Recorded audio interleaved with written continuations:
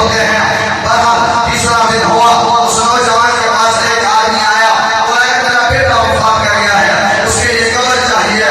ہاں بولا ایک قبر کھودی ہوئی ہے، جا کے دیکھو، اگر کوئی ہے تو ٹھیک ہے، مناسب ہے تو ٹھیک ہے، مگر دوسری کھود دیتے ہیں. وہ کیا اس نے کہا کہ یہ قبر ٹھیک ہے. تو اس نے پوچھا تیرا بیٹا کیا کرتا تھا؟ بولا میرا بیٹا مدرسے میں پڑھا کرتا تھا، 14 سال عمر تھی اس کی، 14 ستارے اس نے یاد کیے ہوئے تھے. مدرسے میں بیمار ہو گیا، میں اس کو گھر لے کر آیا، وہ وفات کر گیا، ٹھیک نہ ہو سکا. حاصل کیا نہ ہو گیا، نہ حاصل کیا کہ اس نے نہیں حاصل کیا، اللہ نے اس کو شفا نہیں دیا، اس کی نصیب تھی موت، وہ وفات کر گیا ہے.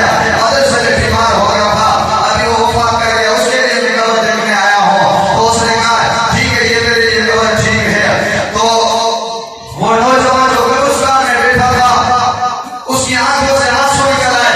دوسرا دن ہوا، قبرستان کو چھوڑا، جا کے مدرسے میں داخلہ لے لیا. استاد کے پاس جا کے سبق پڑھنا شروع کر دیا. استاد نے اس کو سبق پڑھایا، اعوذ باللہ من الشیطان الرجیم. بولا بیٹا یہ یاد کر کے آتا سبق. وہ نوجوان چلا گیا. دوسرے دن آیا، استاد نے سبق پڑھایا، بسم اللہ الرحمن الرحیم. تیسرا دن ہوا، استاد نے سبق پڑھایا.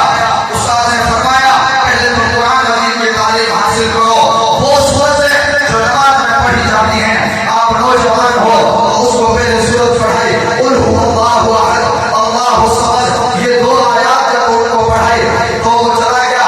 چوتھے پانچویں دن آیا تو استاد نے اس کو سورہ اخلاص کے آخری 3 آیات پڑھا ڈالے. تو لوگ کہنے لگے یہ تو کیا کر رہا ہے، تیری اتنی بڑی عمر ہو گئی ہے، 30 سال تیری عمر ہو گئی ہے، اب جا کے مدرسے میں داخلہ لے رہا ہے، تو تیرا ہو جائے گا. جیسے ہمارے پاس جاہل کہہ رہے ہیں زیادہ قرآن نہیں پڑھا کرو، تیرے ہو جاؤ گے. کون کہتا ہے زیادہ قرآن پڑھنے سے تیرا ہوتا ہے؟ لوگ قرآن مجید کی تلاوت سے اللہ کا نور نصیب حاصل ہوتا ہے. قرآن مجید کی تلاوت سے تو ہماری آخرت اچھی ہوتی ہے. قرآن مجید کی تلاوت سے ہماری قبر ٹھیک ہوتی ہے. قرآن مجید کی تلاوت سے ہمارا خاتمہ بالخیر ہوتا ہے. آخر وہ 1 ہفتے تک تعلیم حاصل کرتا رہا. لوگ اس سے پوچھنے لگے. آخر اس نے ایک دن راز بتا دیا. بولا مجھ سے نہیں پوچھا کرو، مجھے تنگ نہیں کیا کرو. میں نے زمیندار کی قبر کو بھی دیکھا ہے، میں نے پولیس والے کی قبر کو دیکھا ہے، میں نے اللہ و اللہ کے رسول کے مہمان کی قبر کو بھی دیکھا ہے. اس وجہ سے جا کے میں نے قرآن مجید کی تعلیم حاصل کی ہے کہ اللہ مجھ سے راضی ہو جائے. علاقے والے بدلا میں ہیں، مفتی حفیظ الرحمان صاحب بدلا رہے بزرگ ہیں، اپنے نبوت کے مبلغ ہیں. فرمایا 1 ہفتے کے بعد وہ نوجوان وفات کر گیا. جب اس کا آخری وقت آیا، سارا مجمع اوپر کھڑا ہے، سب نے دیکھا کہ آخری وقت میں زبان سے یہ کلمات جاری تھے، اعوذ باللہ من الشیطان الرجیم، بسم اللہ الرحمن الرحیم، قل هو اللہ احد اللہ الصمد، لم یلد ولم یولد ولم یکن له کفوا احد. یہ قرآن مجید کی برکات ہے، یہ کوئی معمولی تعلیم نہیں. وَلَقَدْ يَسَّرْنَا الْقُرْآنَ لِلذِّكْرِ، ہم نے تو قرآن مجید کو یاد کرنے والوں کے لیے آسان کر دیا ہے. کون کہتا ہے قرآن مجید مشکل ہے؟ امام محمد رحمۃ اللہ علیہ گورنر کے بیٹے تھے. امام ابو حنیفہ رحمۃ اللہ علیہ کے پاس تشریف لائے.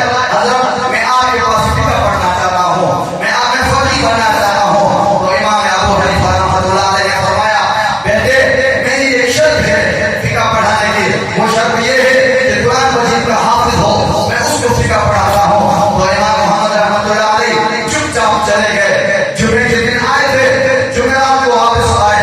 حضرت میں آپ کے پاس فقہ پڑھنا چاہتا ہوں. تو امام ابو حنیفہ رحمۃ اللہ علیہ نے فرمایا بیٹے میں نے تجھے بتایا تھا کہ میری شرط ہے قرآن مجید کا حافظ ہو.